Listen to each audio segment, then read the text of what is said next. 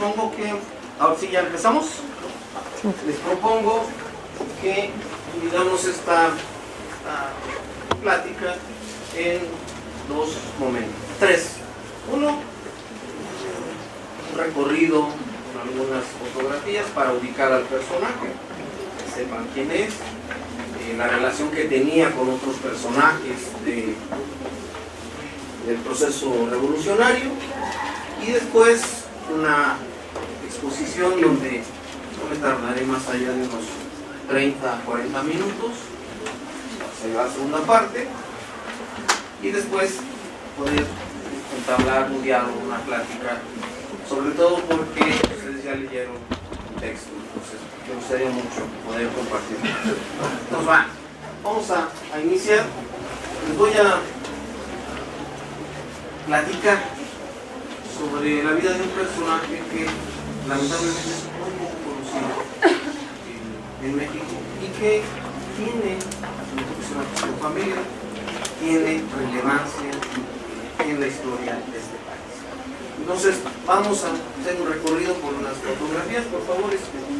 Primero, en el cartel de nuestro coloquio hay tres figuras: Mújica, Alvarado y Plutarco Elías Calles. Hay una relación muy marcada en términos de la obra de cada uno de ellos, y también una relación personal, de afecto, que en el caso particular de Plutarco Elías Calles se va a fracturar esa relación. Muy cercano, inician juntos la revolución en la etapa maderista, y en la tercera etapa, que es ya la etapa de la lucha de facciones, se van a confrontar, a grado tal que uno de ellos, Alvarado, va a perder la vida en esa confrontación contra Obregón y Calles, que había sido un hombre muy cercano a él. En Biografía del Poder, en el título de Enrique Krause dedicado a Plutarco Elías Calles, hay unas fotografías de Alvarado, y al pie de página dice: Salvador Alvarado, el amigo de Plutarco Elías Calles. Bueno, pues ese amigo terminó del otro lado de este grupo que tenía un proyecto distinto, y a raíz de los tratados de Bucareli se confrontan, y este personaje pues termina muerto en esta rebelión. Entonces para que lo veamos rapidito, la siguiente es una serie de fotografías. Salvador Alvarado es originario de Sinaloa. Hay, ustedes los que leyeron el texto, pues hay una serie de conclusiones con relación a su nacimiento. Hay quien lo ubica en Sonora o en Yucatán. No, nació en Sinaloa, y su acta de nacimiento es muy curioso, lo registra como un natural. Entonces, si ustedes leyeron esa parte, da origen incluso a una serie de mitos, una historia muy novelada, no nada de esto. Antonia Rubio, su esposa, su madre, estaba peleada con su padre en esos momentos, y entonces en esa separación este señor va y lo registra como con la suya. Nada que ver con esa historia. A mí en particular me contó Raúl Fernández Ahumada, un sinaloense connotado, donde me escribió que había embarazado. Esa historia, supongo que los que ya la leyeron la conocen. Había embarazado una niña de una de las familias más pudientes de los terratenientes de Sinaloa, y que lo habían acusado de ser una revista, y por tanto él había llegado a una cuarta. Le dieron al niño y se iba de Sinaloa, y no volvió a pagar de allí, y que no tenía interés ninguno en la riqueza de los terratenientes. Incluso don Raúl Cervantes Ahumada, en un libro sobre la historia de Sinaloa, da nombres y apellidos, ¿no? Los de la Vega son los de esos terratenientes. Cuando platicamos, la última vez que platiqué con don Raúl, pues me dijo: oye, pues lástima que me has echado a perder una historia que a mí me fascina. Digo: está bien, como leyenda está muy bien, pero eso no se sostiene porque Salvador Alvarado no fue el primogénito de Timoteo Alvarado, sino fue el segundo hijo. Entonces eso no pasó. Vamos a la siguiente. ¿En qué contexto vive este hombre? Miren, esta foto es muy ilustrativa. Son las rejas de la catedral. Miren la condición de pobreza que se vivía en esos años en la sociedad mexicana. Estos niños esta es una larga cola donde van por desayunos a la catedral porque está habiendo un proceso de hambruna terrible. Vamos a las caras, todos los niños son algunos recipientes para la siguiente. Esta es una fotografía siendo coronel en la primera etapa de la revolución. Se incorpora en la etapa maderista, juega un papel muy importante, obtiene una serie de ascensos y una vez concluida la etapa maderista, una vez que Madero se instala en el poder, él se integra al ejército, a las fuerzas irregulares de Sonora. Recuerden que una vez que Madero llega al poder, acuerda el licenciamiento de las tropas revolucionarias, que va a ser uno de los grandes errores de Madero. Es decir, imagínense que el ejército que le permite llegar al poder, una vez que se instala en el poder, lo desarma y se queda con el ejército porfiriano, que después lo va a traicionar y le va a construir. Victoriano Huerta, al frente justamente de ese ejército porfiriano, va a dar el cuartelazo en febrero de 1913. Sonora y Chihuahua van a ser los únicos dos estados que se van a Coahuila, que se van a oponer al licenciamiento de las tropas. Sonora va a permanecer con una guardia muy importante de fuerzas irregulares, en donde Alvarado conserva su nivel de coronel y va a ser ascendido a la siguiente. Esta foto es muy interesante, es ya en la etapa constitucionalista después del asesinato del crimen de Madero. Salvador Alvarado se reintegra a la lucha armada, desconoce el gobierno de Huerta, solo hay 3 gobernadores que van a desconocer a Victoriano Huerta. Abraham González, que lo van a matar, Venustiano Carranza, que va a encabezar la segunda fase de la revolución, que es el constitucionalismo, y Sonora, el gobernador May Corena, va a fingir una enfermedad muy grave y va a pedir licencia para no comprometerse a reconocer o no a Victoriano Huerta, y van a designar un gobernador sustituto, Ignacio de Pesqueira, en donde, según Alfredo Breceda, el Congreso va a desconocer, el Congreso sonorense va a desconocer a Victoriano Huerta, obligado por las fuerzas irregulares de Sonora. Cuenta Alfredo Breceda que Alvarado y sus subordinados, sus subalternos, un grupo de militares, en la entrada de las puertas del Congreso local, les dice a los diputados: si ustedes reconocen a Huerta, inmediatamente nosotros los desconocemos a ustedes y les hacemos la guerra.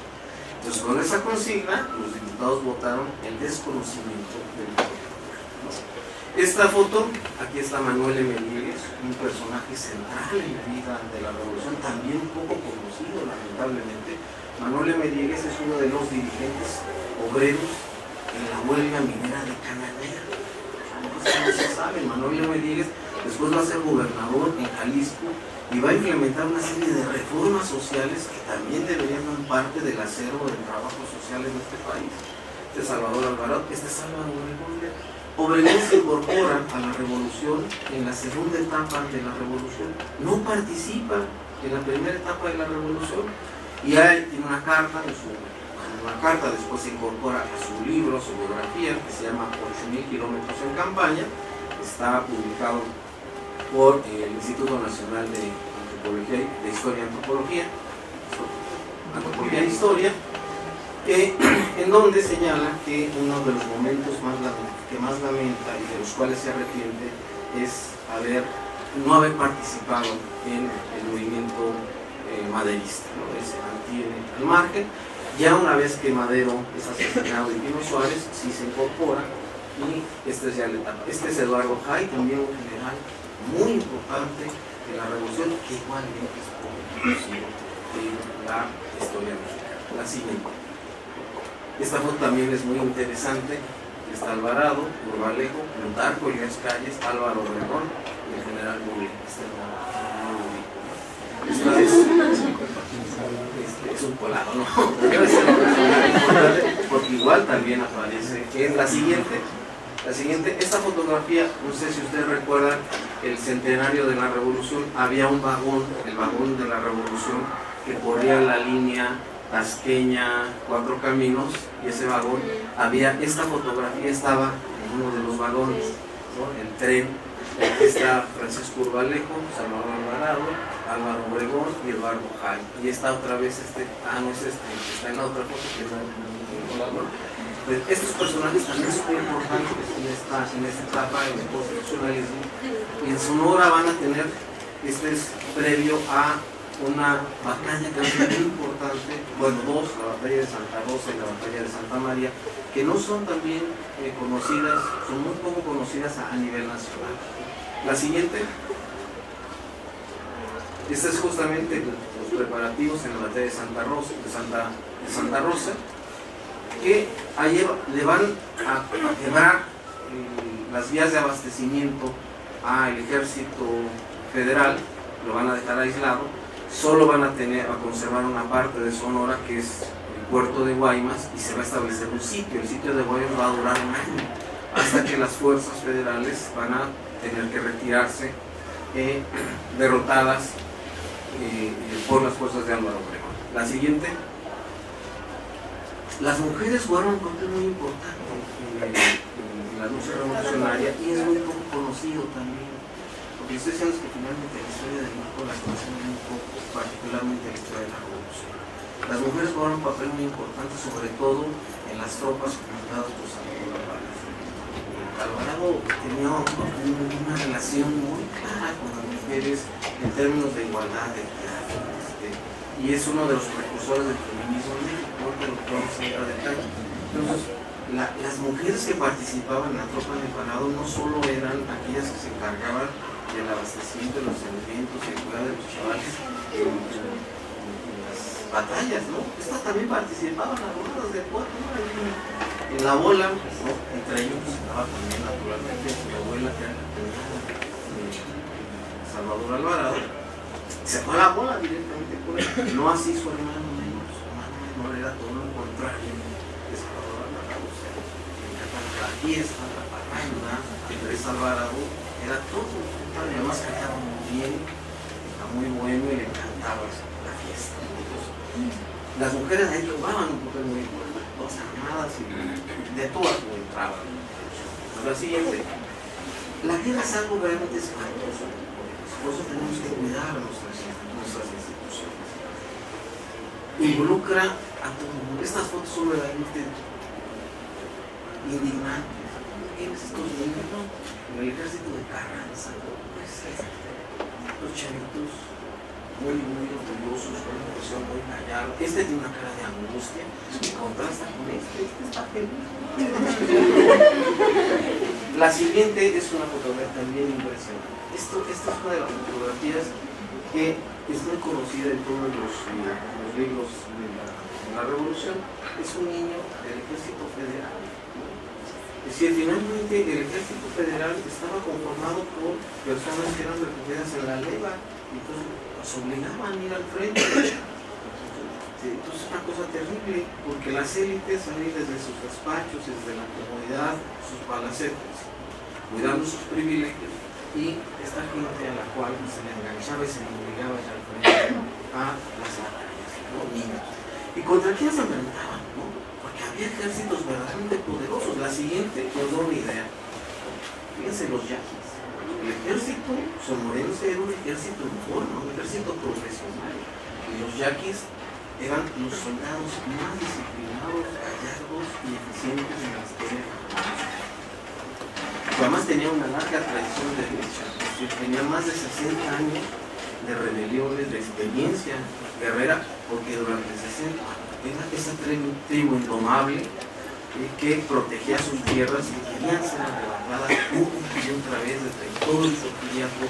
Hubo una guerra intensa por arrebatarle las tierras a las comunidades yaquis, basadas justamente en aquella ley de Sebastián Lerdo de Tejada, establecía la necesidad de la desamortización de las tierras, de las fincas rústicas y urbanas, de las corporaciones civiles y religiosas. Bueno, esa mala interpretación, esa interpretación tendenciosa de la ley Lerdo permitió que a las comunidades indígenas se les considerara como corporaciones civiles.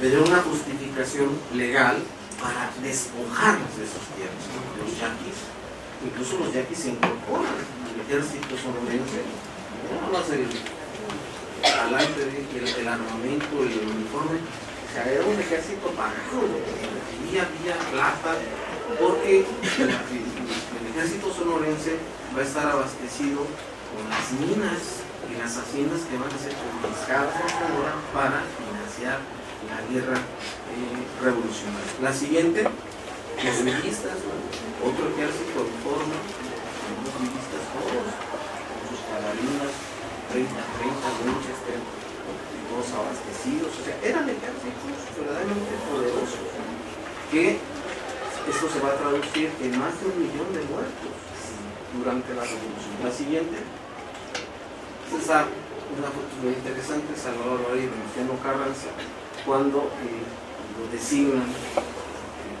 vaya a Yucatán a llevar la revolución. La siguiente, ya está en Yucatán, en los despachos. La siguiente, Yucatán, fíjense, llega a Yucatán, vean nada más la pobreza, todas las personas descalzas. Lo que me sorprende, estos son mayas, ¿no? Vean la limpieza, el blanco de su rostro. Es uno de los pueblos más limpios, más sanos, más nobles. Los mayas es gente maravillosa. Una cosa es la pobreza y otra cosa es el amor. Y estos son una muestra de limpieza, de humanidad en la pobreza. Entonces, a la fecha, si yo tengo la fortuna de ir muy seguido a Mérida, donde tengo muy buenos amigos, entrañables, todavía mayas, muy orgullosos de su cultura. Hoy ya no andan todos de blanco, pero en sus festejos otra vez van a vestir su ropa blanca. Insisto, es una dignidad verdaderamente admirable de estos pueblos. La siguiente, aquí otra vez, aquí ya es gente más de clase media, de acá para acá, y aquí todavía no. Pero me sorprende ver ustedes la limpieza de la gente, a diferencia de las fotografías que vimos en la Ciudad de México, en donde los niños están desampapados y la gente, no, aquí hay una dignidad, esa dignidad, de la cual tenemos que aprender a recuperar. La siguiente, aquí ya vemos los ensapatados, una buena relación con las clases medias yucatecas. La siguiente, aquí hay una firma de decretos, van a ser muy importantes. Ahora va a tener una obra, una generación de leyes muy importantes en Yucatán. Supongo que ya también ustedes conocen esa parte del texto que revisaron. La siguiente, los billetes. Va a confiscar, va a nacionalizar, va a estatizar la industria energética. Y el energía en ese momento es un elemento fundamental de la economía mundial. Recordemos que el mundo en ese momento está en guerra, 1914-1918, la Primera Guerra Mundial, y se necesita justamente del energía en todo el mundo para abastecer, para la elaboración de cordeles. ¿Saben que ubican bien qué es el energía todos ustedes? Entonces, para la elaboración de sacos, poder trasladar los granos, el maíz, el trigo, etcétera, y poder transportarlos de un lugar a otro. Y sobre todo en un momento de gran demanda de alimentos que ocasiona justamente una elevación constante de la necesidad del níquel para poder trasladar estos granos a un continente que está en guerra y que no está produciendo alimentos. Entonces, los precios del níquel se van por las nubes cuando Alvarado llega, andan en medio,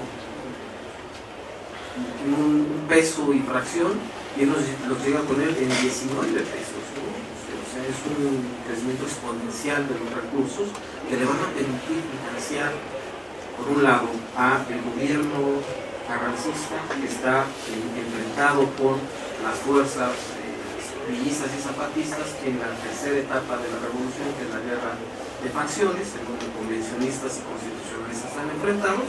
Se necesita dinero para abastecer a los ejércitos, y por otro lado va a tener una serie de recursos que le van a permitir hacer una obra de reforma social muy importante en Yucatán. Miren, el dinero yucateco en ese momento queda aceptado en todo el país, a diferencia de lo que pasaba con otros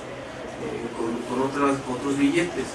Teníamos un desorden financiero terrible. Hasta 1925 vamos a crear el Banco de México, y va a tener la facultad única y exclusiva que persiste a la fecha de emitir moneda. Antes cada entidad federativa emitía su moneda, entonces era un desorden financiero espantoso. Y entonces había monedas que no tenían respaldo económico. No era el caso de Yucatán. En Yucatán los billetes, el dinero estaba respaldado por la riqueza generada por el extranjero.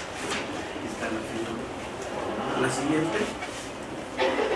Este era un peso fuerte, su paridad era 1 a 1 con el dólar en ese entonces un billete muy muy fuerte. La siguiente, aquí está Luis Cabrera, El Salvador, ya en el ejercicio del gobierno, ya con la gente bien en Yucatán, ¿no? Este señor va a ser muy importante, fue el secretario de Hacienda de Venustiano Carranza, y el cual le va a torcer la mano a Alvarado para que vaya a Yucatán, porque él no quiere ganar. Él quiere disputarle el liderazgo de la revolución a Álvaro Obregón. Hay una disputa desde el inicio de la segunda fase de la revolución, de la fase constitucionalista. Son dos figuras muy importantes en el ejército constitucionalista, y Alvarado quiere disputarle el liderazgo en el ejército constitucionalista a Obregón. Luis Cabrera lo convence de ir a Yucatán, porque le dice que es necesario ir a organizar la reserva económica de la revolución. La guerra se gana con dinero. Y cita a Napoleón, que decía: la guerra se gana con 3 cosas: dinero, dinero y dinero. O sea, no hay más. Este hombre no quería, y entonces, obligado a ir a Yucatán, de repente da paso, una vez que derrota a la rebelión de Ortiz Argumedo, y en el poder da paso a una obra de reconstrucción. Por eso su libro más importante se va a llamar La Reconstrucción de México, ¿no? Una obra de reconstrucción de la economía y del tejido social. La siguiente. El decreto del 24 de abril va a ser uno de los más importantes: la liberación de los esclavos en Yucatán. Ya hemos platicado las condiciones en las que vivían las clases explotadas en las haciendas porfirianas. Bueno, pues aquí vemos otra vez que se llama la limpieza de las islas, la dignidad de estos hombres, los mayas. Me sorprende. La siguiente. Aquí está una niña, ¿no?, leyendo, porque va a ser un papel muy importante para alfabetizar. Tenemos un problema terrible. Cuando empieza el siglo XX, tenemos un rezago educativo tremendo y unos índices de analfabetismo que rayan casi el 70%. La siguiente. Aquí vemos también gente leyendo, dando muestras de que se van a crear escuelas en cada una de las haciendas, y Alvarado va a obligar a los hacendados a pagar a los maestros, ¿no? O sea, nada de que no hay dinero, no señor, usted tiene la obligación. ¿Por qué? Porque los tenían en calidad de encomendados, en curatelas y tutelados. Entonces, se supone que son los tutores, tienen la obligación de educarlos. Entonces, Y no solo era la obligación, ¿no? Sino que estaban forzados, porque estaba el jefe militar en la zona correspondiente y a punta de plomas les hacían pagar a los maestros para poder educar a los mayas, a los indios, sobre todo a los niños y a los adultos también en Yucatán. La siguiente, el diario oficial va a publicar el primer congreso feminista. Es una lástima que en este país el feminismo militante no conozca la razón. Y que ande buscando los orígenes del feminismo en Europa, en los Estados Unidos. Cuando acá tenemos una experiencia realmente única. En 1915 y en 16 se van a organizar los primeros congresos feministas en la historia de México. En Yucatán, en México, van a ser convocados por Salvador Alvarado y las mujeres que lo ayudaron a hacer la revolución y sobre todo a llevar la reforma social, a atender los problemas sociales en Yucatán. Hizo una obra muy intensa de trabajo social en Yucatán porque tenía muy claro que no bastaba con un decreto si esto no se traducía en acciones concretas que se involucrara a la gente. Entonces va a ser un trabajo social muy intenso a través de una figura que él va a denominar el propagandista, que no va a ser otra cosa que un trabajador social que va a ir a cada una de las comunidades de las haciendas a organizar mediante procesos de educación social y política. Va a permitir que los mayas, una vez que son liberados, exijan, ¿no?, el disfrute de los derechos que consagra la Constitución. Bueno, la Constitución todavía no existe. Los decretos que establece Salvador Alvarado va a gobernar por decretos Alvarado, y esos decretos van a ser fundamentales en la consolidación de los artículos más relevantes de la Constitución del 17. La experiencia revolucionaria de Alvarado es de 1915 a 1918 en Yucatán, y esos dos primeros años, 15 y 16, las reformas van a ser clave para que estas se incorporen al texto de la Constitución del 17. Eso lamentablemente tampoco es conocido. La siguiente, esta es las damas de alta sociedad que iban a votar. La siguiente. Alvarado se va a echar enemigos por todos lados. Los grandes hacendados, productores de bebidas alcohólicas, se van a ver terriblemente afectados porque era muy conservador en muchas cosas, muy tradicionalista en algunas cosas, y va a establecer la ley seca. El estado de Yucatán no se va a producir, no se va legalmente a producir ni comerciar alcohol. Entonces, en un estado seco, ¿qué va a ocasionar eso? Pues justamente la producción clandestina y la emergencia de mafias terribles. Recordemos que en los años 20 en Estados Unidos se va a decretar la prohibición. Bueno, tampoco es una idea originaria de aquellos. En 1915 teníamos experiencias, Mújica lo hizo también, intentaron hacer una ley seca, un estado sin bebidas alcohólicas. Bueno, eso fue un rotundo fracaso, porque tenía un problema muy serio de alcoholismo en las comunidades muy altas. El siguiente, eso es un general muy distinto a la mayoría de los generales. Es un general que escribe, que tiene una obra escrita muy importante. Aquel escribía es interesante saber eso, ¿no? Tiene varios libros, una buena cantidad de artículos, hay una compilación de los mismos, pero sus principales libros es Las 5 hermanas, ¿a dónde vamos? La siguiente, La reconstrucción de México y Mi actuación revolucionaria. La reconstrucción de México es su libro más importante, es publicado en 1919, el año próximo cumple 100 años, y va a publicar una edición muy conmemorativa del Instituto Nacional de Estudios Históricos de las Revoluciones. Tiene 3 años que a mí en lo particular me pidieron autorización para que se hiciera una edición, pero yo no tengo los derechos, los tenían mis tíos y ahora los tienen mis primos, y mis primos son un poquito especiales. Les interesa las cuestiones materiales, para decirlo menos porque no se está hablando. Entonces, no ha podido darse. Yo soy de la idea de que naturalmente se haga una difusión de sus ideas, pero aquellos no son de la misma idea. ¿Por qué en 2019 se va a poder publicar? Porque una obra puede ser ya reproducida sin ningún problema una vez que pasen 100 años.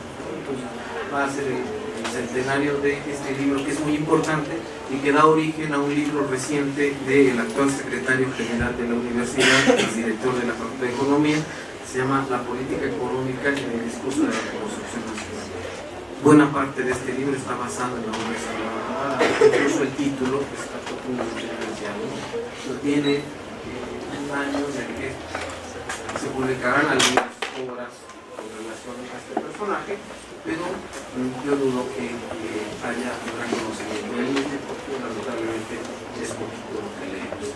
La siguiente, Alvarado va a jugar un papel muy importante en la historia de México de 1910 hasta 1923. Llega a ser secretario de Hacienda. Este es Adolfo de la Huerta, presidente de la República. Plutarco Elías Calles, el secretario de Guerra. Benjamín Gil, un personaje muy poco conocido, también tiene una obra social muy importante. La siguiente. Aquí ya es otra vez a la guerra, 1923, están armando nuevamente. La siguiente. Esta es una caricatura muy interesante. Es de la primera etapa de la revolución. Nosotros tenemos aquí a Alvarado soñando, ¿no? Soñando fusilar aquí a Porfirio Díaz, colgar a Bernardo Reyes, ¿no? Todos los militares. Pero la siguiente es muy interesante y es el mismo personaje soñando colgar a Obregón y fusilar a Plutarco y las Calles. Los que originalmente hicieron la revolución en contra del Porfirio Díaz juntos, después se van a pelear. Le va a costar la vida a ese personaje. Lamentablemente el proyecto de Alvarado va a ser el proyecto derrotado y va a imponerse el proyecto de Obregón y Calles. La siguiente, esta foto me da mucha nostalgia, ya tiene una mirada muy fea, ya muy triste, ya es el momento ya de la derrota, próximo ya a la derrota de la rebelión de la huertista. Y la siguiente, esta mano, es una muy triste, es una carta donde se le pide a mi abuela que se le notifica que el cadáver ha sido encontrado. Aquí la siguiente. Este es el Palacio de Gobierno de Mérida, la siguiente. Los patios, este es el patio central. Aquí hay un mural muy interesante. La siguiente es el mural de Salvador Alvarado. Cuando ustedes vayan a Mérida, el Palacio Municipal es este mural de Fernando Castro. La siguiente. Y abajo del mural que dice Salvador Alvarado, verdadero y auténtico libertador de los esclavos. Hasta aquí dejo la relación de las fotos, que ahorita les seguimos, para que yo les comente sobre un texto que quiero compartir con ustedes.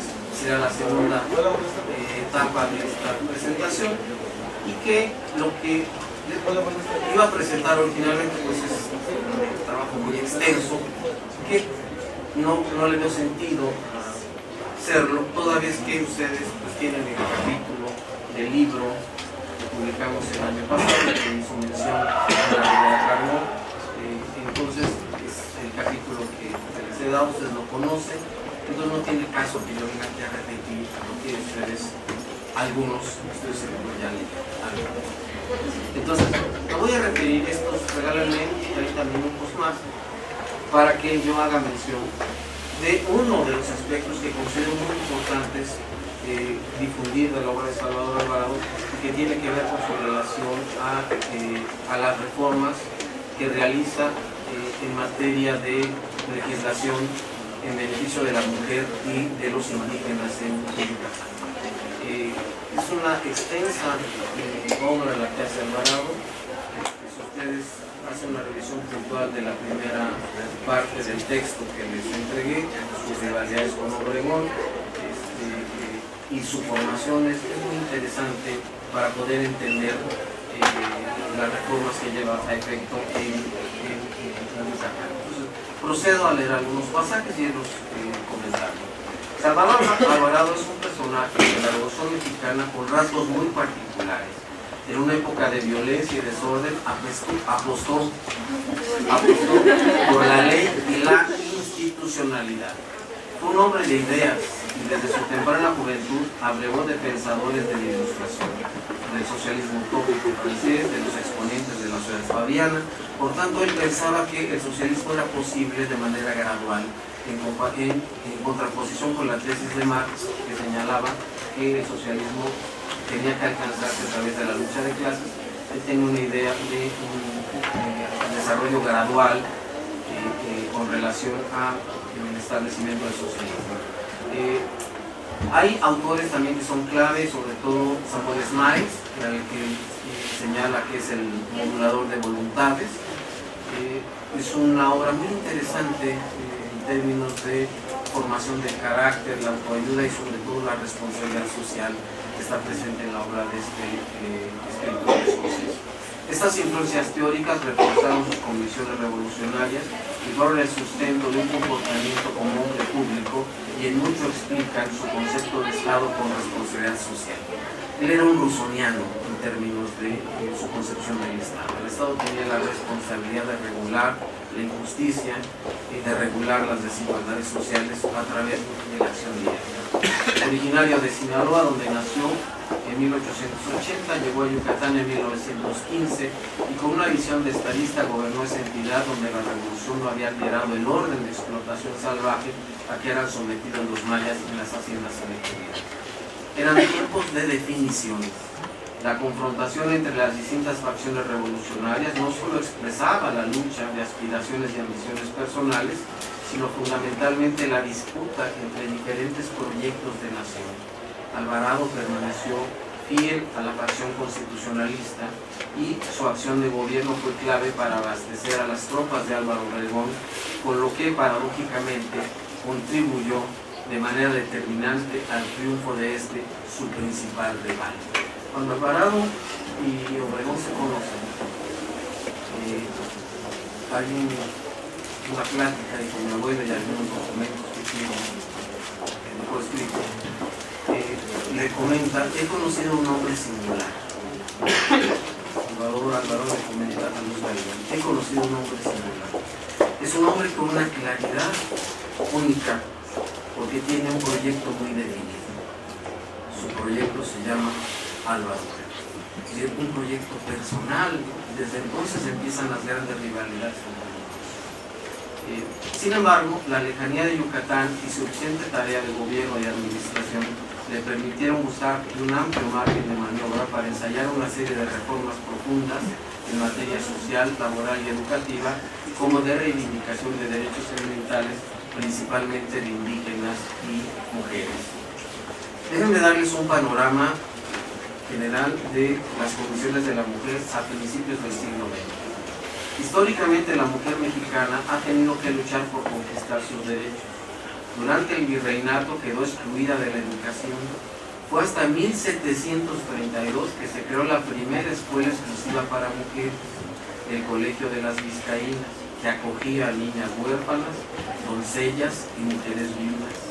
Sin embargo, poco pudo hacer esta institución para atenuar el estado de subordinación femenina predominante y no estaba en sus objetivos contrarrestar el poder y el control de la Iglesia sobre la mujer.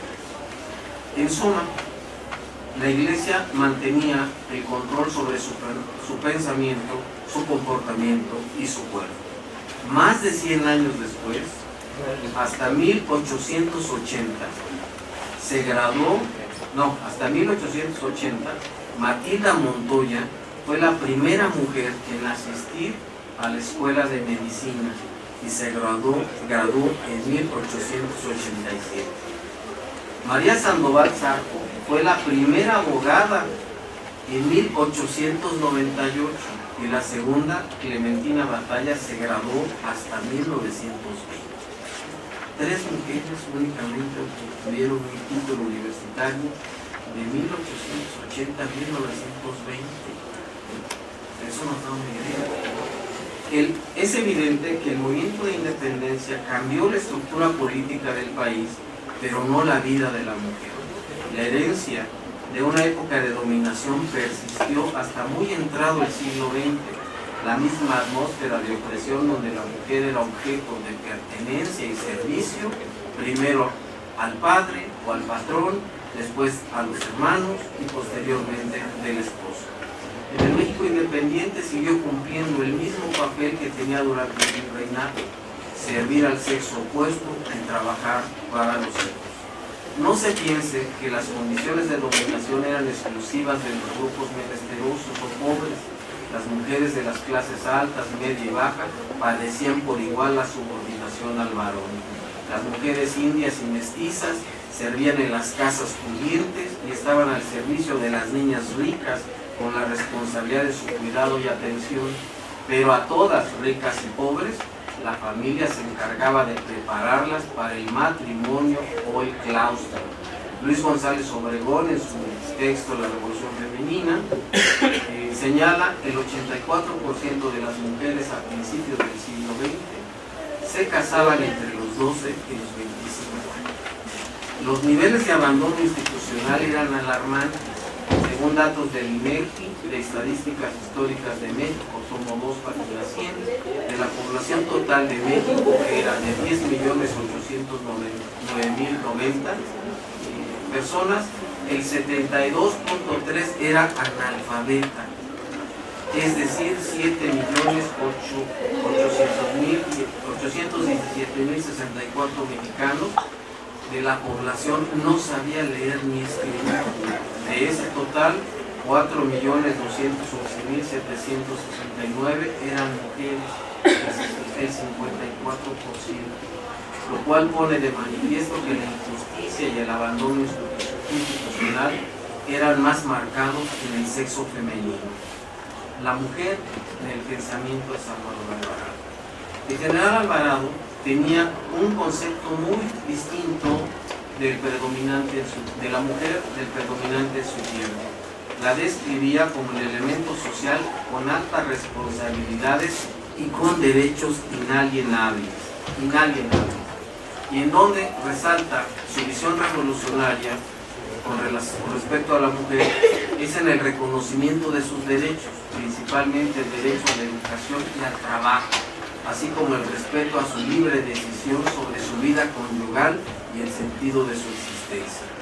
Parte Alvarado de la premisa de que la educación y el trabajo son esenciales para su emancipación, pues en la medida que sea más ilustrada y productiva la mujer, estará en mejores condiciones para romper los lazos de dependencia y conquistar su autonomía, señala textual en su libro Mi actuación revolucionaria. La mujer debe recibir la misma educación del hombre, no para que viva como el hombre, sino para que esté en su mismo nivel y no desventajosamente colocada. Complementen la misma fuente. Y la mujer debe mirar en el trabajo su condición normal de su vida y en el matrimonio solo un incidente. De la misma manera que se presenta en un momento de amor, matrimonio, se destruye en un momento de hastío o por la muerte del compañero, o por las infinitas causas que vuelven a dejar a la mujer sola. Por tanto, necesita aprender a bastarse a sí misma. Fin de la cita. Tales ideas, aunadas a las referidas a su idea del divorcio y la infidelidad, al divorcio lo consideraba como un derecho, mientras estaba prohibido en las mayores de las entidades federales. Y la infidelidad la consideraba como una violación a un contrato civil que no señalaba delito alguno. Imagínense en los años 15 andar señalando esto. Cuando era un delito, era penado andar practicando los amoríos fuera de la relación matrimonial, ¿no? Tales ideas, aunadas a las referidas señales con relación al divorcio, pues le valieron la reprobación inmediata de la Iglesia y de los sectores más conservadores, y donde lo acusaron de enemigo del orden natural, calificativo que aceptaba con gusto, porque sentía que estaba bien ganado. toda vez que sostenía que la ilustración y la educación de la mujer, cita textual, la ilustración y la educación de la mujer la han emancipado realmente, señalaba. Sabe que fuera del matrimonio puede trabajar y bastarse a sí misma. Sabe que en donde quiera puede vivir honestamente con el producto de su trabajo, por lo que puede ir al matrimonio, puede ver al matrimonio ya no como el objeto único de la vida femenina. Es preciso entonces que la preparemos para la vida en la independencia. Es importante destacar que dicha educación y preparación para la vida, Alvarado no la circunscribía únicamente a un esfuerzo individual, decía no basta con que la mujer tenga deseo de superarse, no. Esta es una responsabilidad del Estado, es decir, el Estado tiene que promover la educación de la mujer a través de las instituciones educativas. A la voluntad individual de las mujeres por ilustrarse, por educarse, tiene que acompañarla las oportunidades generadas por las instituciones del Estado. La escuela primaria, textual decía, debe preparar a la mujer para el trabajo. La escuela superior debe complementar esa preparación. La escuela vocacional debe darle a la mujer todas las armas para que esté bien preparada para la lucha. Asumía que esto era una lucha. No conforme con eso, se ocupaba de los contenidos educativos, atribuyéndoles un sentido libertario. No basta con abrir escuelas, señala textual, lo importante es ver qué se va a enseñar en esas escuelas y cómo se va a enseñar, y si la escuela cumple o no con su función social. En ese sentido, su aspiración y misión educativa no tienen equívoco, señala. Eduquemos pues a la mujer para que esté al nivel de su altísima misión que le confiere su propia emancipación, que le confiere su independencia y su ciudadanía.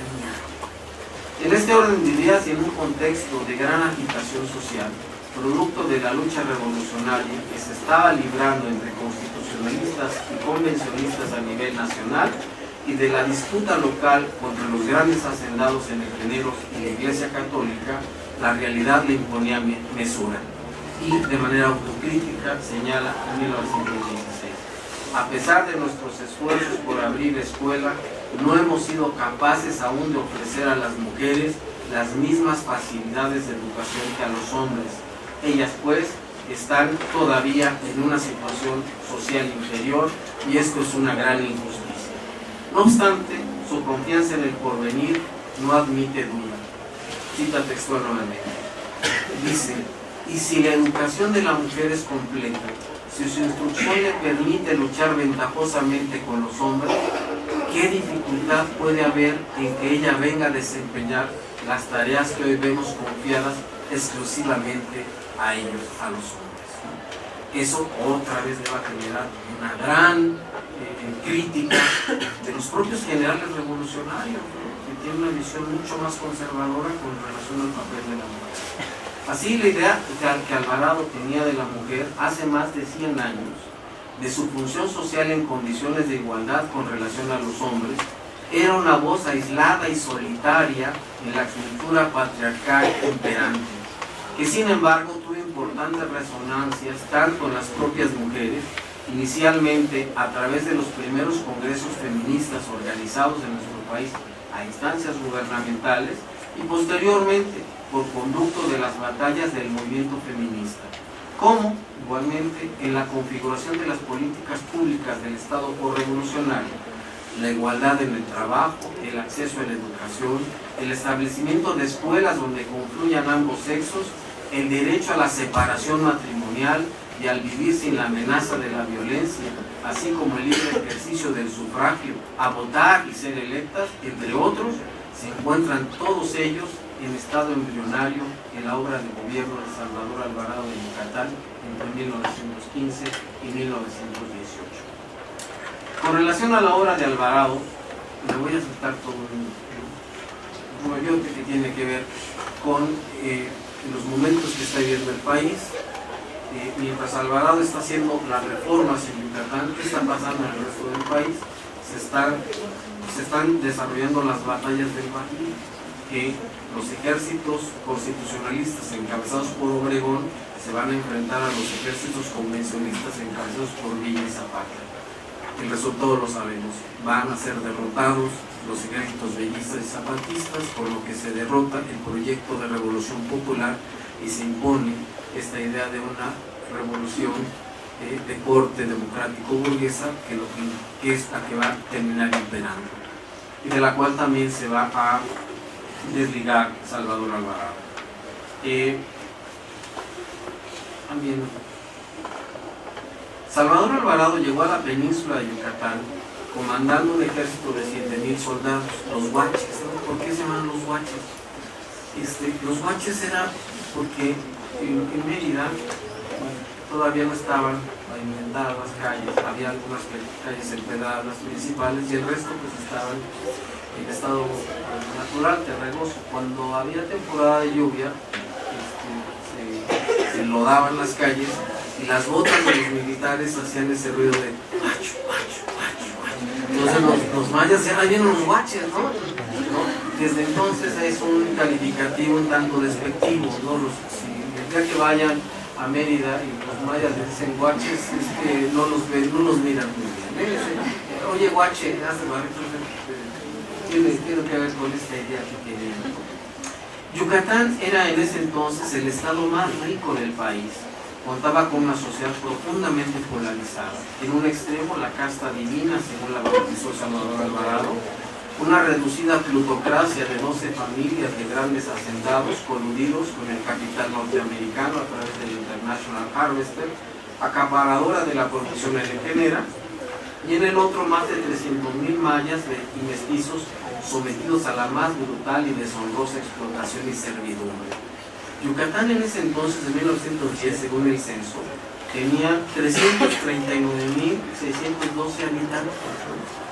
12 familias gobernaban, alrededor de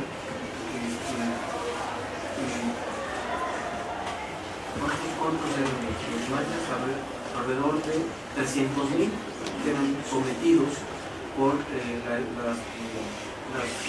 la casta divina, los grandes henequeneros. La ocupación principal de los hombres era la agricultura, con 76,896 yucatecos empleados en el campo. De ellos, solo 146, el 0.18% eran mujeres, mientras que 99,058 personas se dedicaban a los servicios domésticos. De ellos, solo 896, el 0.9% eran varones. Entonces, la gran mayoría de las mujeres se estaban incorporadas a las tareas del hogar, pero no del hogar particular, sino de los hogares de las familias ricas, en donde trabajaban en calidad de esclavas, o sea, sin remuneración ninguna. El propio general sinaloense describe el estado en el que se encontraban las mujeres en ese entonces. Dice: encontré a Yucatán en plena servidumbre, miles de desgraciados que por culpa de las instituciones tradicionales y los vicios sociales tan fuertemente enraizados que parecen indestructibles, la languidecen de generación en generación, con la vida vendida a los amos, con los músculos relajados en enriquecer a la casta de señores, con el alma y la conciencia sujetas al hierro invisible de la amarga esclavitud, en la cual habían aprendido de padres a hijos que no podían tener otro sueño de alegría que el alcohol, ni otra esperanza de liberación que la muerte. Fin de la cita textual. En este contexto, Alvarado entendió que la situación demandaba de un intenso y profundo trabajo social desde las instituciones estatales, que se requería con urgencia controlar y redistribuir la cuantiosa fortuna generada por la industria henequenera, reformar la justicia y legislar en favor de los desamparados, construir una red de alianzas con los trabajadores pequeños y medianos hacendados y con empresarios para enfrentar el poder de la casta divina y modificar concepciones, hábitos y comportamientos en los sectores más desfavorecidos mediante un proceso de educación social. Señala textual: para ser al indio definitivamente libre es preciso educarlo para que tenga una idea clara y definida de sus deberes y de sus derechos de ciudadano, hay que prepararlo para que no vuelva a caer en la esclavitud.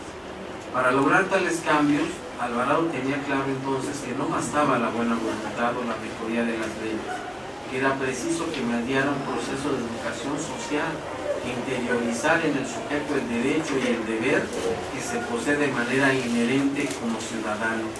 Por ello recurrió al trabajo social a través de lo que denominó los propagandistas, y encabezó una intensa campaña de educación social, para lo cual señala al respecto, cito textual: para ir despertando el alma de tantos oprimidos, yo fui de pueblo en pueblo, de hacienda en hacienda, mezclándome con ellos, hablándoles infatigablemente de la buena nueva y de los tiempos de la revolución, haciéndoles comprender que de ellos mismos tenía que venir el deseo de aprovecharse del cambio que se abría por delante. Y agrega: a mi propaganda personal uní la de decenas de propagandistas que fueron por los cuatro vientos del Estado, exaltando en aquellas masas de oprimidos el deseo de una vida mejor. Los resultados, termina la cita. Por un lado, ¿cuáles fueron los resultados? Por un lado, la creación de un gran consenso y legitimidad, y por otro, la potenciación de la conciencia de las masas, así como su energía de cambio social. Es decir, los derechos, les he repetido en distintas ocasiones, los derechos se conquistan. Por tanto, los ciudadanos pasan a la exigibilidad de los mismos. Tenía muy claro Alvarado que solo a partir de tal interiorización y socialización de la necesidad del cambio y de sus beneficios es que se podía construir un andamiaje institucional que permitiera conducir las reformas desde la intervención estatal. Para ello, estableció una política de alianzas con todos aquellos que no comulgaban con los intereses de las 12 familias más ricas de Yucatán. ¿Qué es lo que hace? Pues les va a arrebatar el control de la industria nequenera. Esas 12 familias van a salir exiliadas, se van a ir a refugiar a Cuba o a Nueva Orleans, y la industria nequenera va a quedar en manos del Estado. Francisco José Paoli, en su libro Yucatán y los orígenes del nuevo Estado mexicano, señala que esta medida es el antecedente en el cual se va a basar Lázaro Cárdenas para expropiar la industria petrolera y crear una industria con responsabilidad social. Esta es la idea justamente que ya está, bueno, no la idea, Alvarado la hace realidad, ¿no? Va a arrebatarles el control de la industria nequenera, y con ello va a establecer un mecanismo que va a permitir que los precios aumenten y que la riqueza generada a raíz de esta expropiación de la industria nequenera le permite impulsar las reformas en Yucatán. En este escenario agreguemos que el contexto de la guerra va a permitir el aumento de los precios de manera muy significativa en Yucatán. En este escenario favorable, que es decir, la Primera Guerra Mundial, que va a multiplicar de manera exorbitante la demanda de la fibra, y Yucatán produce el 80% de la producción mundial. El 80% de la producción mundial va a producir en Yucatán. En este contexto favorable, pudo Alvarado enfrentar al poderoso club norteamericano del International Harvester, arrebatarle el monopolio y determinar los precios. Puntualiza Alvarado en su obra La Actuación Revolucionaria: cuando llegué a Yucatán, Avelino Montes, que era el hacendado principal, pagaba el enequén a centavo y medio americano la libra. Desde el primer momento la reguladora obtuvo, en lugar de centavo y medio, 5 centavos, luego 10, 7, 10, 15, llegó hasta 19 un cuarto de centavos oro americano, vendiendo en los Estados Unidos directamente al consumidor. Es decir, ya no era el intermediario, el norteamericano, el International Harvester, sino directamente el gobierno yucateco podía hacer las ventas. Tal bonanza permitió a Alvarado un amplio margen de maniobra y autonomía, en donde Francisco José Paoli señala: los recursos que obtuvo Alvarado le permitieron financiar muchas actividades revolucionarias del grupo carrancista, lo cual abonó muy significativamente en el triunfo final sobre los convencionistas. Pero además le permitió realizar una serie de acciones y transformaciones sociales de gran envergadura en muy poco tiempo. El gobierno de Alvarado inicia el 19 de marzo de 1915 y antes de que finalice ese mes, había organizado ya en los barrios pobres la venta de maíz a precios accesibles y con objeto de abaratar el costo de los víveres, creó la Comisión Reguladora del Comercio, un antecedente de la CONASUR, que se encargaba, en caso de ser necesario, de importar artículos de primera necesidad a fin de evitar la especulación, así como de garantizar el abasto suficiente a precios bajos para atender a los más necesitados. Las reformas fueron inmediatas y en abril de 1915 se publicaron dos decretos trascendentes que afectaron los intereses de los grandes hacendados. El decreto número 20, fechado el 4 de abril, y el 26, publicado el 28 del mismo mes. El decreto número 20 prohibía en el Estado la servidumbre sin retribución y sin contrato, en reclusión y por tiempo indefinido.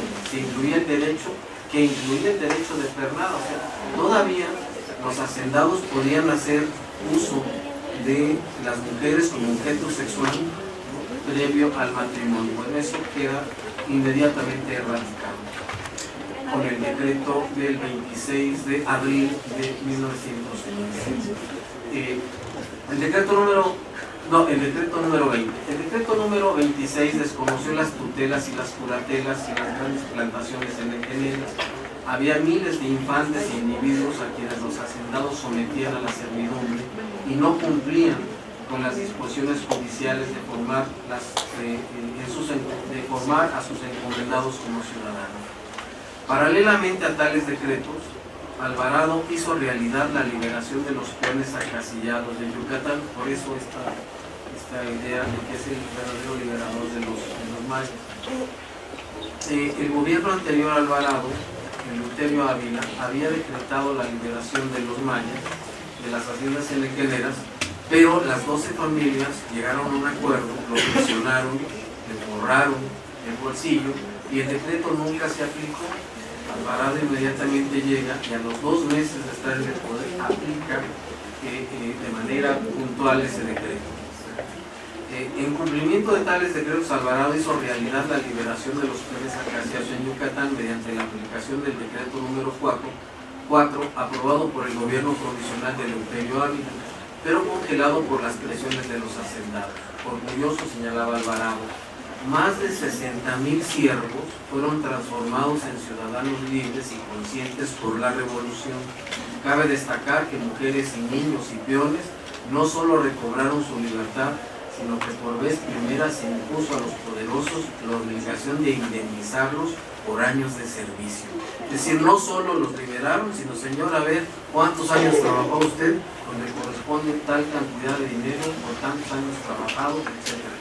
Esto fue una verdadera revolución en las relaciones sociales, porque le dio a los mayas la conciencia de que tenían derechos y que te podían exigirlo, y de que había un gobierno que estaba dispuesto a hacerlo realidad. Alvarado consideraba que la libertad debía tener una significación práctica en la vida cotidiana, que solo podía alcanzarse por medio de la educación. En consecuencia, emprendió una verdadera cruzada educativa, aún sin paralelo en la historia de Yucatán. Van a crear más de 1,000 escuelas. Sí, están 3 años en el poder. 3 años en el poder son poco más de 1,000 días. Imagínense lo que significa crear 1,000 escuelas en 3 años. Eso va a tener un impacto impresionante. Paoli registra que en 1915 el 36% del gasto público estatal se dedicó a la educación, mientras que a nivel nacional, de acuerdo con Quesada, el presupuesto educativo representaba el 1.5%. Es decir, mientras Carranza destinaba el 1% a nivel nacional del presupuesto de los recursos públicos, Alvarado en Yucatán destinaba el 36% de los recursos públicos. La iglesia fue otro enemigo declarado de Alvarado. Molesta por la conversión de sus templos en recintos escolares, no vio con buenos ojos la promulgación de la Ley General de Educación Pública en 1915, que instituyó la enseñanza primaria obligatoria y laica en todas las escuelas, lo que fue una disposición de vanguardia que más tarde se incorporaría a la Constitución de 1917. Esta medida, la reforma educativa de Alvarado y la reforma laboral, van a ser claves en el artículo 3 y en el artículo 123 constitucional, que Múgica va a llevar las discusiones. Justamente, ¿recuerdan aquella carta que les leí? Ellos tenían una relación muy estrecha. Entonces, la experiencia de Alvarado va a ser clave para que Múgica diga, espérense un momento, tenemos experiencias prácticas y esto sí se puede hacer, porque en Yucatán Alvarado tiene 2 años que lo viene aplicando. Entonces las discusiones son muy intensas y están registradas en el diario de debates del constituyente del 16-17, justamente esta posición firme y de vanguardia de Múgica, basada en las experiencias de Alvarado en Yucatán y de Cándido Aguilar en Veracruz. No solo se destinaron recursos para la educación, sino para la formación de profesores. Se organizaron los 2 primeros congresos pedagógicos en la etapa revolucionaria en México, de la etapa revolucionaria. 1915 y 1916 se realizaron estos 2 congresos pedagógicos donde se discutió el modelo educativo con el concurso de los maestros. O sea, la reforma educativa, ya vemos cómo puede fracasar y puede llegar un gobierno siguiente y decir, a ver, vamos a derogar esto hasta la última coma, si no está legitimada por los propios profesores. Alvarado cuidó eso y en 1915 y 16 discutió la reforma educativa y el modelo educativo con los profesores. Es decir, no fue una medida desde el poder, sino fue una medida que se generó a través de las discusiones con los propios actores del proceso educativo, que fueron los maestros. Los ejes de la discusión versaron en estos congresos sobre el método que debía seguirse para formar hombres libres y cívicos, el establecimiento de escuelas mixtas y bisexuales. Es decir, eran momentos en los cuales solo había las escuelas de varones, las escuelas de mujeres. Imagínense el escándalo para la sociedad conservadora yucateca y para la iglesia. Niños y niñas juntos tomando clases. No, qué horror, no, es imposible eso, es contra natura, nuevamente, ¿no? Reflexionar sobre el establecimiento de escuelas mixtas donde niños y niñas se educaran por igual expresa la profunda convicción que tenía Alvarado sobre la igualdad entre hombres y mujeres, como su confianza en el poder de la educación para lograr esa igualdad. Será pionero en el abordaje de los temas en nuestro país y precursor del feminismo mexicano al convocar la realización en enero de 1916 del primer Congreso Feminista de nuestra historia. Los ejes de la reflexión del Congreso Feminista fueron: ¿qué medios se requieren para manomitir, o sea, para liberar a la mujer de las tradiciones? ¿Qué papel juega la escuela en la reivindicación femenina? ¿Para qué artes y ocupaciones debe prepararse la mujer? ¿Y qué funciones públicas puede y debe desempeñar? Durante los 4 días que duró el Congreso, del 13 al 16 de enero, 700 mujeres se congregaron y debatieron sobre estos temas en el tradicional Teatro León Contreras en la ciudad de Mérida, y en agosto de 1916 se llevó a efecto el segundo congreso donde se continuaron estas discusiones. Lamento decirles que Alvarado tenía una idea muy de vanguardia con relación a la mujer, que lamentablemente no se confirmó durante el Congreso Feminista. Alvarado tenía especial interés en otorgar el voto, en reconocer el voto, no otorgar, reconocer el voto, porque para él no eran, los derechos no eran una concesión del Estado, algo que otorgaba el Estado, eran conquistas sociales, y a través organiza estos congresos con la idea de que sean las mujeres las que reclamen el voto y entonces el Estado tenga que reconocerlo.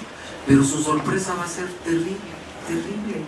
las conclusiones del Congreso, las propias mujeres van a decir: no estamos aptas ni calificadas para votar, y menos para ocupar los cargos públicos. Entonces las discusiones van a ser muy intensas. Esas 700 mujeres eran una élite de la sociedad yucateca, porque eran todas maestras de Yucatán, y estaba representado el Estado todo. El Estado asumió el traslado y la manutención de estas 700 mujeres el tiempo que duró el Congreso, para que discutieran estos temas. Pero la sorpresa de Alvarado fue verdaderamente terrible. Él tenía aspiraciones de permanecer en Yucatán como gobernador constitucional, y estaba creando una base social de apoyo, pensando que las mujeres se volcarían a votar masivamente si él buscaba la gobernatura del Estado una vez ya en la fase constitucionalista. El resultado va a ser sorpresivo para él, porque las propias mujeres van a decir: no, eso es materia de los hombres, ¿no? Fíjense, en los considerados de la convocatoria del primer Congreso queda la impronta, la huella de la concepción que Alvarado tenía de la mujer. Se dice textual en los considerados de la convocatoria: considerando que es un error educar a la mujer para una sociedad que ya no existe.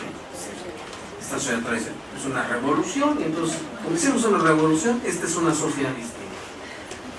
Habituándola a que, como en la antigüedad, permanezca recluida en el hogar, hay que cambiar eso, para que puedan formarse generaciones libres y fuertes. Que es necesario que la mujer obtenga un estado jurídico que le enaltezca, una educación que le permita vivir con independencia, que el medio más eficaz para conseguir estos ideales, o sea, liberar a la mujer y educar a la mujer, es concurriendo ella misma con sus energías e iniciativas a reclamar esos derechos.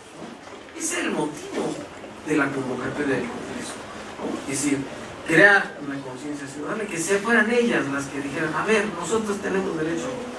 Lo anterior pone de manifiesto que Alvarado no comulga con la visión autoritaria y paternalista de que al Estado le corresponde otorgar derechos, sino deposita en los propios actores la responsabilidad de conquistarlos a fin de que el Estado los reconozca jurídicamente.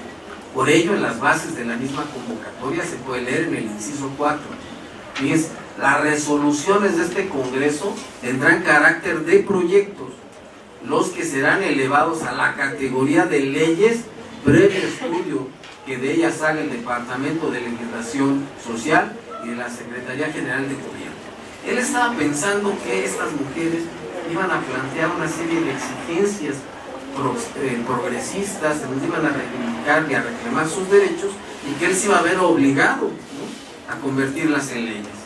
Las discusiones fueron acaloradas e intensas, y desde el inicio hubo una polarización entre un grupo moderado conservador y otro de carácter radical, pero muy reducido. Desde la sesión inaugural los ánimos se encendieron a raíz del texto de Hermila Galindo, reconocida feminista. El feminismo mexicano debería reivindicar a Hermila Galindo, a Elvia Carrillo Puerto como las figuras centrales, y lamentablemente no se conocen estas figuras. Hermila Galindo, reconocida feminista y secretaria particular de Venustiano Carranza, donde afirmaba que a la mujer no debía limitarse, a lo bello y lo espiritual, sino promover la libre expresión de su sexualidad y alentar el desarrollo de la razón.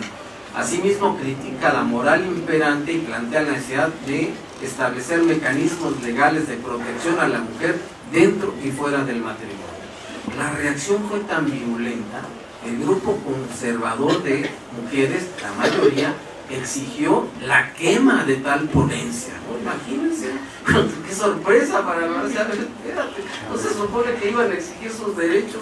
No, hay que quemar eso porque está señalando el derecho a una libre sexualidad. Así, las cartas estaban sobre la mesa. El resto de los temas igualmente se desahogaron en un clima de gran tensión, principalmente los relativos a la educación y al voto femenino. Este último fue uno de los temas más controversiales y, contrario a los cálculos de Alvarado, imperó una visión conservadora. Como ejemplo vale el siguiente texto de los anales del Congreso. Cito textual: esta es parte del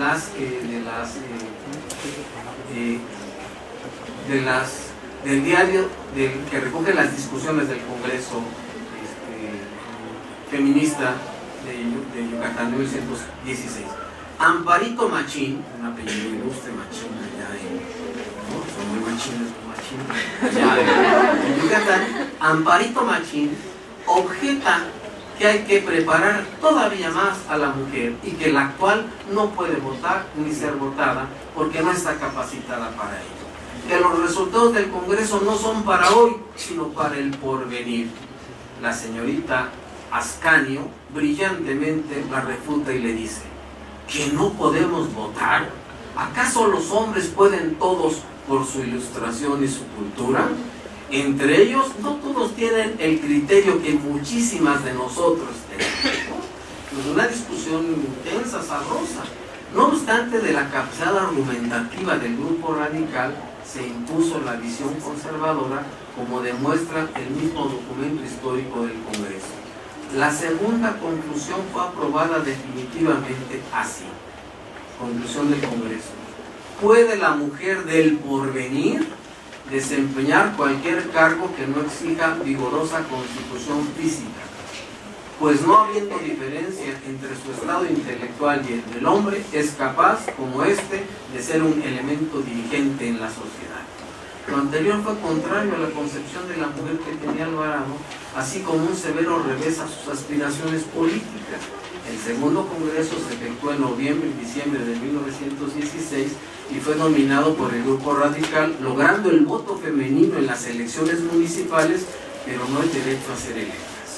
Y solo a nivel municipal, ni siquiera estatal, ¿sale? En tanto, las mujeres debatían cómo hacer realidad la igualdad entre los sexos. Alvarado cimentaba el terreno dando pasos legales en su abono, ¿no? O sea, si esta experiencia fue adversa a la idea que tenía de la mujer, dijo: a ver, no podemos quedarnos de manos cruzadas, entonces sigamos haciendo decretos que le confieran derechos a las mujeres, aunque no es como uno hubiese esperado, que detrás de esta iniciativa de convocarlas a un congreso estuvieran las exigencias de hacer una nueva legislación más progresista.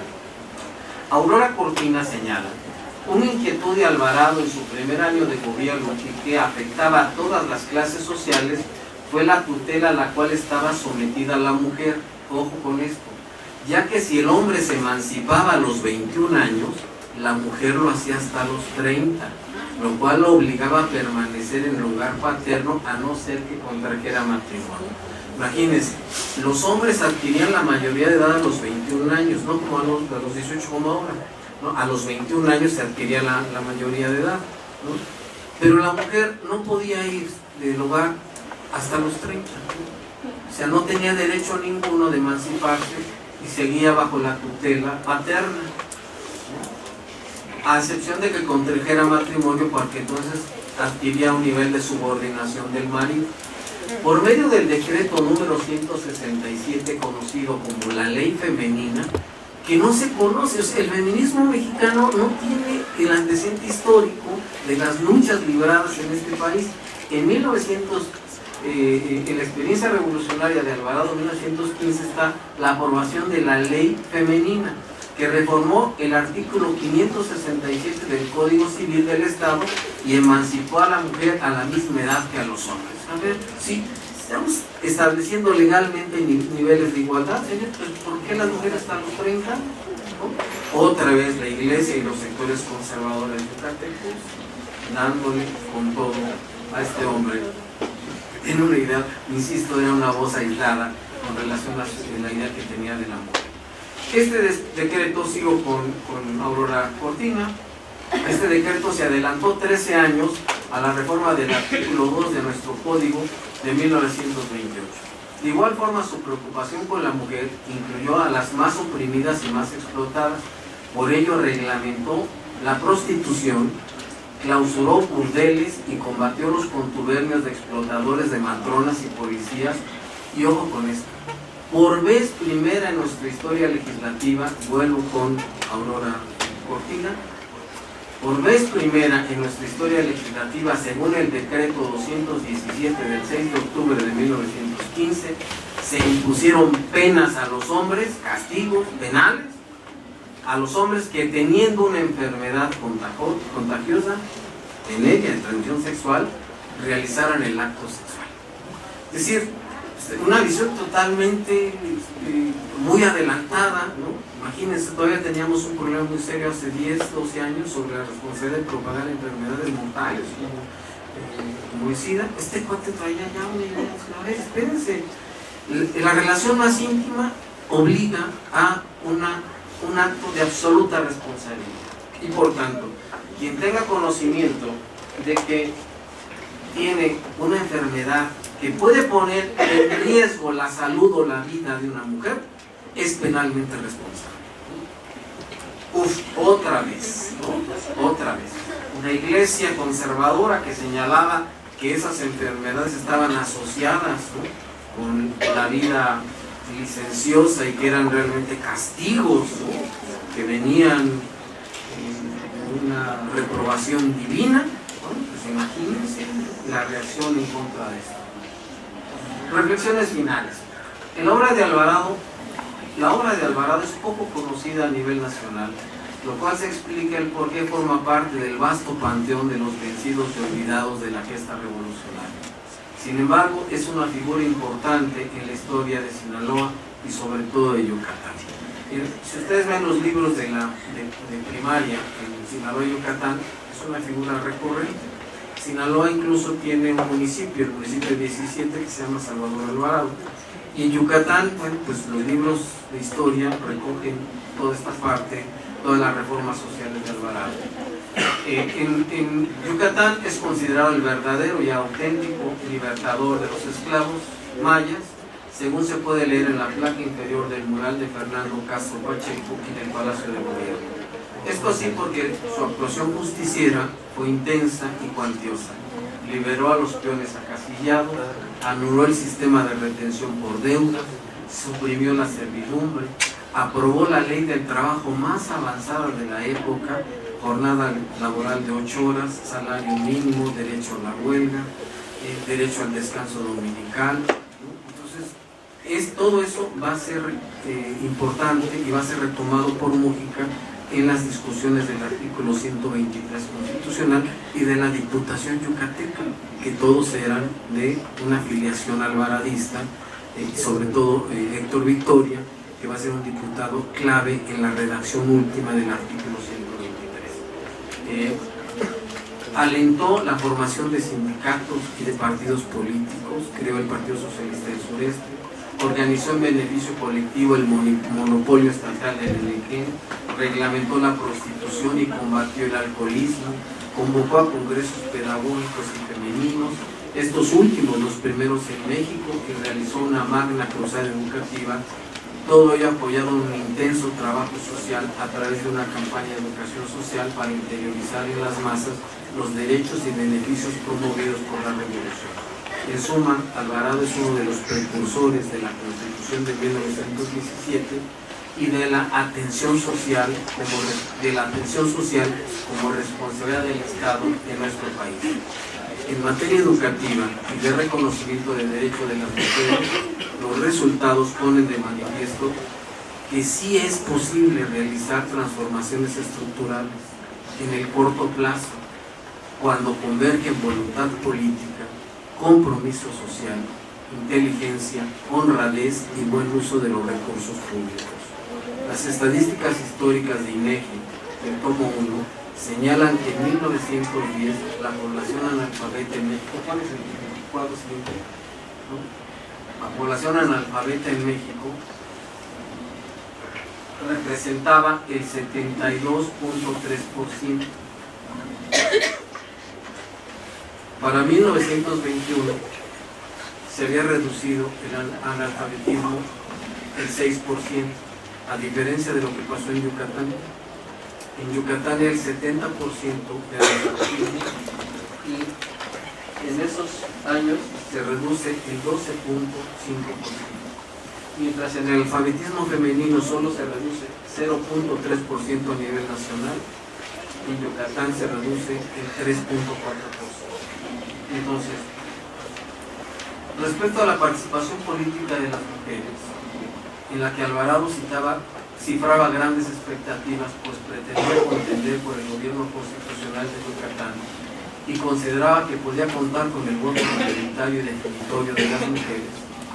En esta materia, los resultados de los congresos feministas fueron muy poco alentadores. No obstante, a partir de la experiencia combativa que significaron ambos congresos, se fortaleció y multiplicó el movimiento feminista, superando y derrotando las académicas más importantes en materia del estudio del feminismo en México, como Enriqueta Piñón, como Gabriela Cuevas, sí sitúan el origen del feminismo mexicano en la obra de Salvador Alvarado de los congresos feministas realizados durante su gestión. No obstante, a partir de la experiencia combativa que significaron ambos congresos, se fortaleció y multiplicó el movimiento feminista, superando y derrotando las visiones conservadoras que las propias mujeres tenían en ese entonces y que cerraban, ¿no?, la posibilidad de acceder al ejercicio de los derechos. En palabras de Aurora Cortina, tomó 36 años a nuestros legisladores convencerse de que la mujer podía aspirar a la igualdad política con el hombre. Fue hasta 1953 que se le otorgó el voto a la mujer mexicana para votar. Y sin embargo, Alvarado, casi 20 años atrás, ya tenía la idea de que los derechos no se otorgan, sino se conquistan, y que las mujeres tenían el derecho de acceder al voto y a ser votadas, ¿no? La última, todo cuanto les he dicho está debidamente documentado, basado en el estudio de los archivos,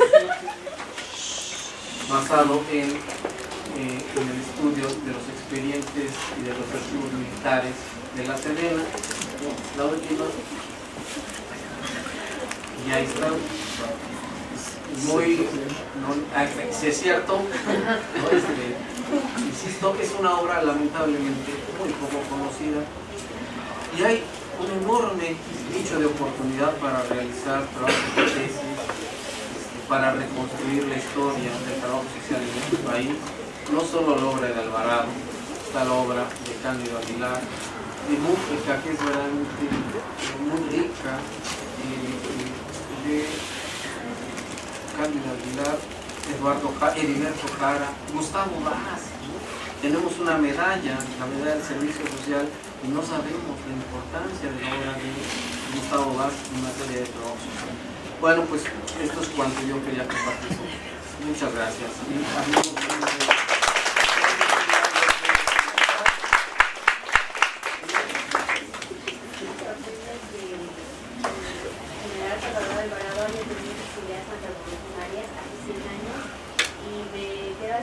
Si él estaba muy adelantado en la época o nosotros actualmente seguimos muy atrasados, porque han pasado 100 años de los que él buscaba derechos sociales, que los logró, que actualmente seguimos en la lucha de los. A mí me sorprende todos esos ideales que tenía hace 100 años y que pasaron tantos años que vivimos en busca de ellos y logró las bases para que ahorita tuviéramos un fragmento de la sociedad que aún falta.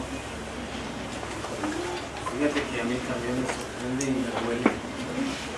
Me duele porque esta idea, este conjunto de ideas que tenía y que compartía con algunos otros correligionarios. Por ejemplo, este último libro que les señalo, que recupera la obra en materia económica de Salvador Alvarado y fue comentado en la Gaceta por historiadores muy reconocidos, como Javier García Diego, un personaje de cómics, y dice García Diego: solo faltaría encontrar a gente como Adolfo de la Huerta, Salvador Alvarado o Luis Cabrera, que son protagonistas en este libro y que me niego a pensar que sean llamados personajes históricos de segundo nivel. Así han sido conocidos estos personajes como personajes de segundo nivel, porque porque han sido opacados por la rutilante imagen de los grandes caudillos. Pero más que conocido, Obregón, Calles sí tiene una obra institucional impresionante. Él es uno de los creadores de la vida institucional del país, pero Obregón, salvo la SER y algunas instituciones que se logran durante su mandato, está muy por debajo de todas estas experiencias de este grupo, que es considerado como el segundo nivel de la revolución.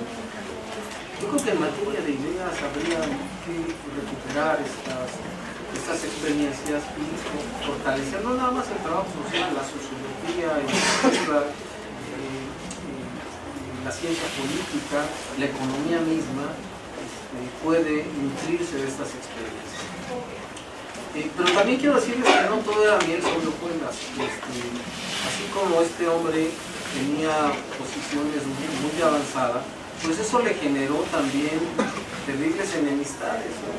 Por ejemplo, Alfredo Breceda, que es uno de los historiadores más reconocidos del proceso revolucionario, tenía una idea totalmente adversa de Alvarado, ¿no? Y es obligación mía pues también comentar esto. Y yo cuando leo esto digo, se le olvidó algún defecto a Breceda para calificar a un hombre. Y les comparto esta cita.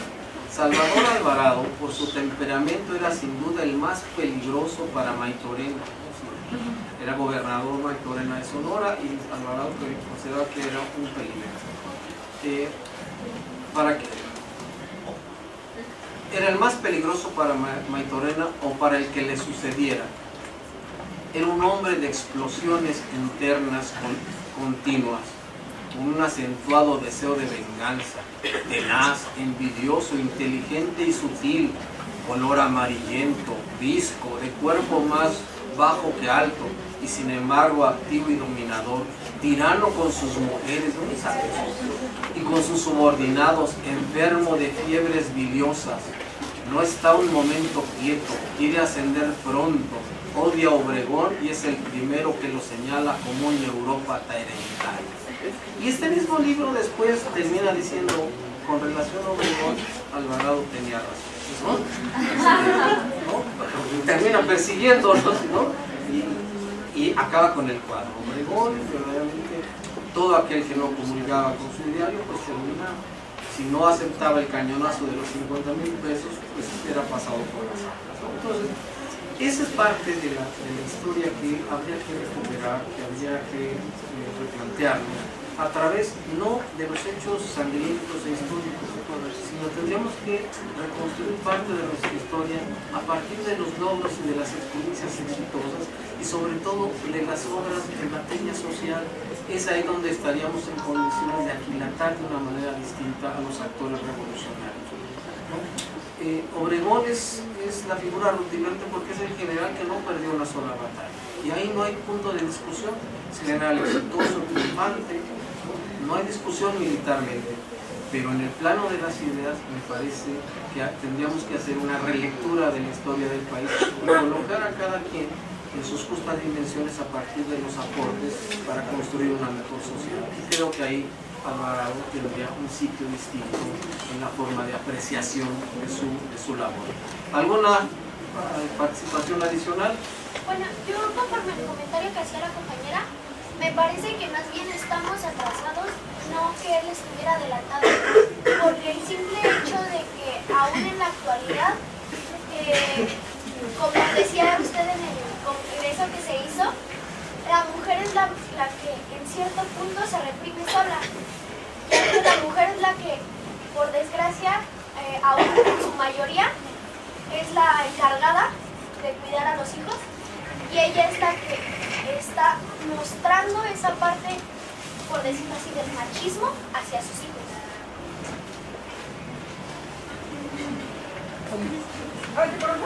Sí, vamos 3 participaciones más y me dan la oportunidad y también desde la una, entonces ajustamos al tiempo. Me pareció muy interesante el hecho de saber que el general Salvador Alvarado fue un precursor de los derechos de la mujer en México.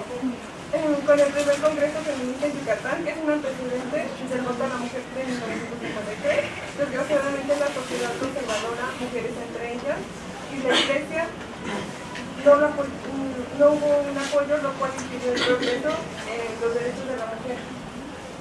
¿Cierto?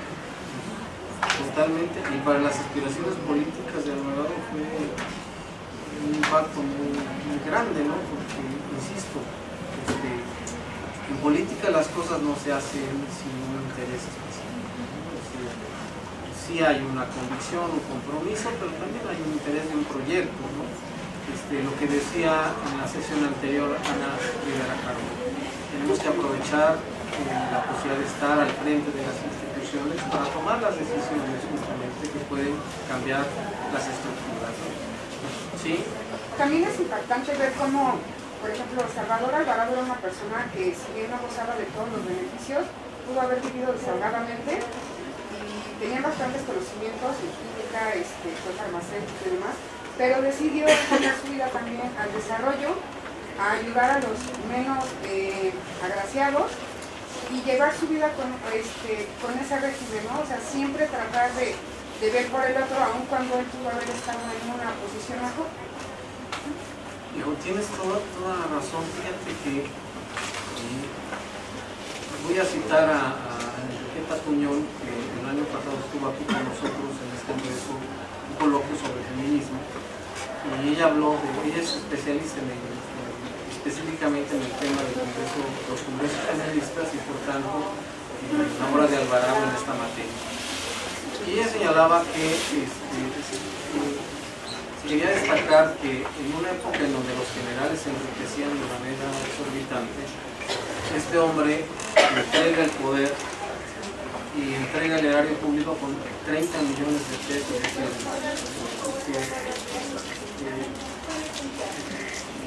Un hecho muy difícil de entender en el momento en que los generales son capaces de sucumbir ante la tentación del cañonazo de 50,000 pesos del que hablaba Álvaro. O sea, eso se resuelve con un cañonazo de 50,000. Y efectivamente los generales, la gran mayoría se fueron enriqueciendo, pero hubo otros que, además, ni siquiera la gran mayoría, la mayoría, hubo otros que permanecieron fieles a sus ideales y actuaron con una rectitud, con honradez en materia de recursos públicos.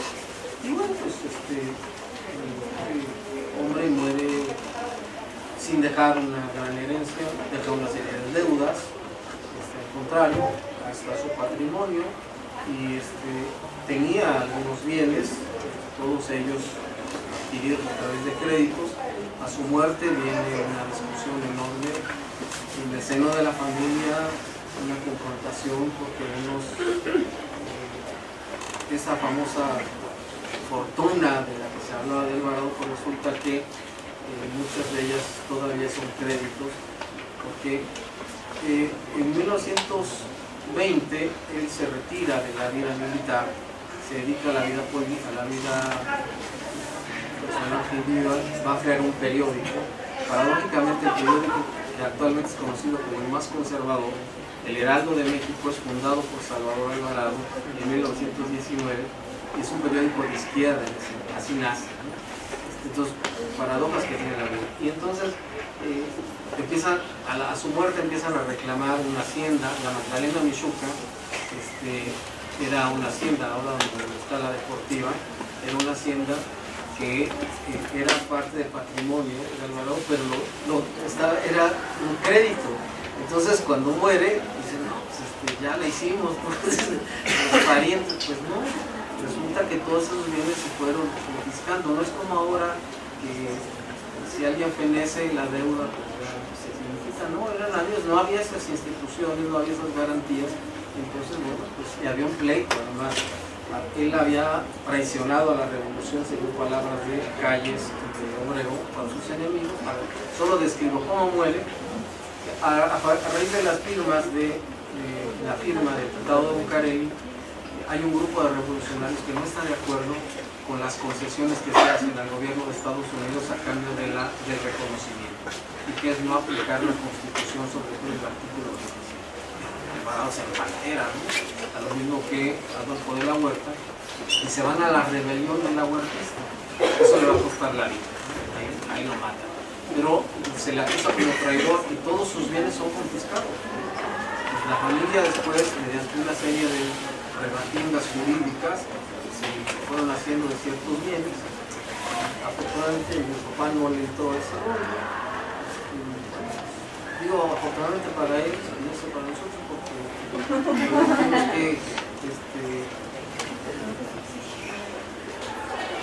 luego se le ocurre morirse cuando yo 15 años, entonces bueno, pues a trabajar desde entonces. Yo sí creo que se pueden hacer unas cosas, que hay hombres muy honrados en este país, y que tampoco es cierto que todos son corruptos. Todo este país se lo hubiera llevado de una forma. Sí, así. Hay gente muy valiosa. Y bueno, pues, ¿alguna más o ya terminamos? Sí.